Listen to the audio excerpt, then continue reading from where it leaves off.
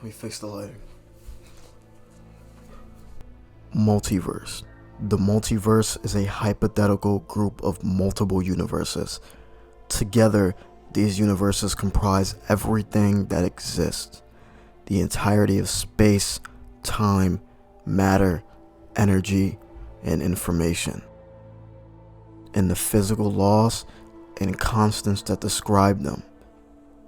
The different universes within the multiverse are called parallel universes, or other universes, alternate universes, or many worlds. In 2009, the Walt Disney Company acquired Marvel for $4 billion US. Before then, Marvel was struggling with bringing their content to the masses, specifically their movies, specifically making good movies. In a 21-year span, Marvel has made 19 movies, 2 animated series, and 1 live-action TV show on Spike TV. I'm not looking up every single Rotten Tomatoes score of every single movie they've done in those 21 years, but I haven't even heard of half of them. Like come on, like what the hell is a man thing? Did you watch Elektra? I was too young to know that companies could just buy each other, so I really wasn't there for Disney's acquisition. But I remember that time.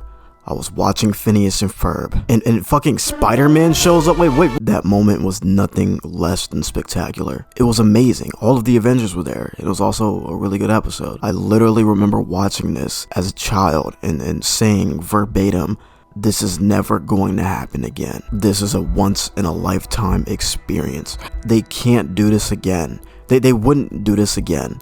The magic is just irreplaceable. You can't recreate a feeling like this. That episode first aired 8 years ago.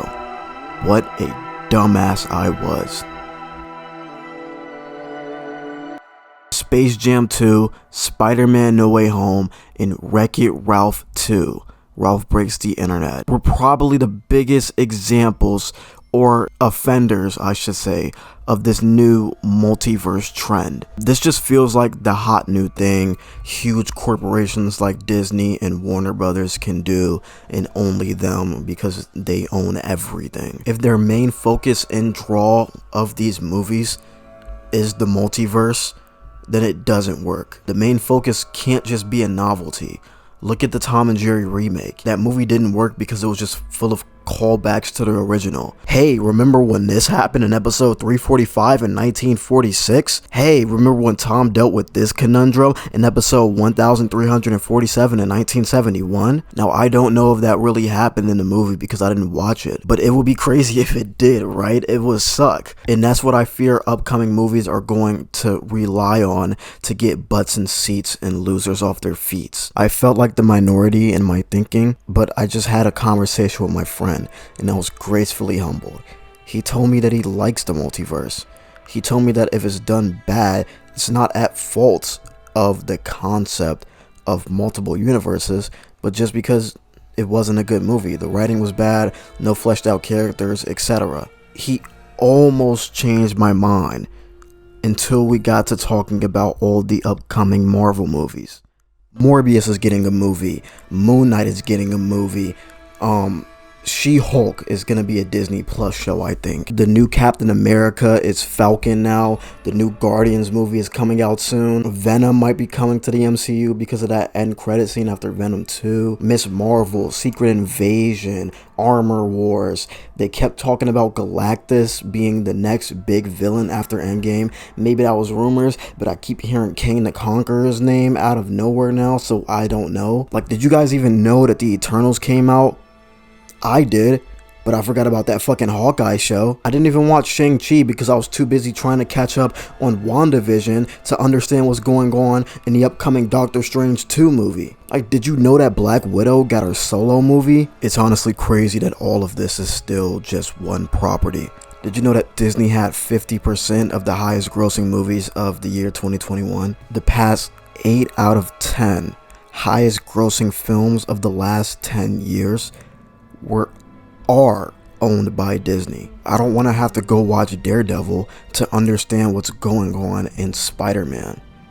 It's like the Apple ecosystem, right? I have an iPhone, and because of that, I don't necessarily have to get a MacBook and an Apple speaker and Apple headphones too, but everything just works way better when two Apple products coincide rather than my iPhone and my Sony headphones, or my iPhone and my Dell laptop. If I had an Apple speaker, I could just tell Siri to play a playlist that I have, rather than waiting 10 seconds for my Sony speaker to turn on and then another 10 seconds for the subwoofer to turn on. I wouldn't have to use OneDrive if I had a MacBook.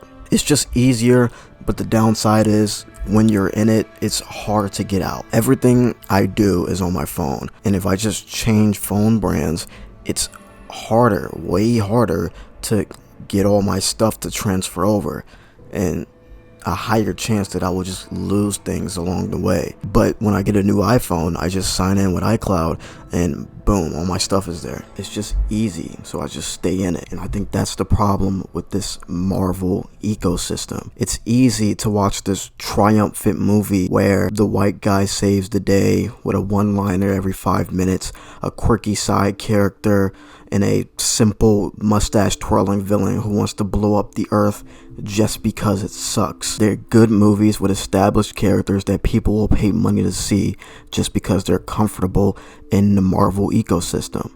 But as it gets bigger and more hectic, it takes me out of it. Maybe it's not that hard to leave the ecosystem.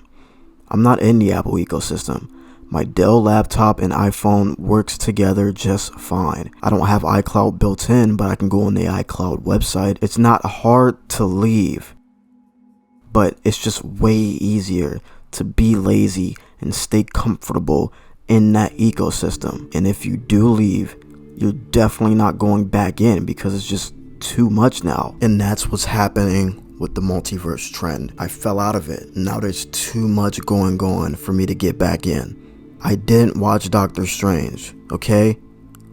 And now he might have the highest grossing movie of the year. It sounds easy to just watch Doctor Strange and WandaVision to understand Doctor Strange 2. But when I was watching Spider-Man No Way Home, spoilers, and Daredevil showed up, people clapped, but I didn't get it. I was simply happy other people were happy, and then I asked myself, is this how it's gonna be from now on? Will I have to watch all the Disney princess movies to get Wreck-It Ralph 2? Do I have to watch 3 prequel movies and the Clone Wars to understand Boba Fett? You know, I went to Space Jam 2 that weekend it dropped, and there were mostly kids in the theater. They barely laughed. The only time everyone collectively laughed together was the Michael B. Jordan joke. Why? Why was that the only time they laughed in Looney Tunes?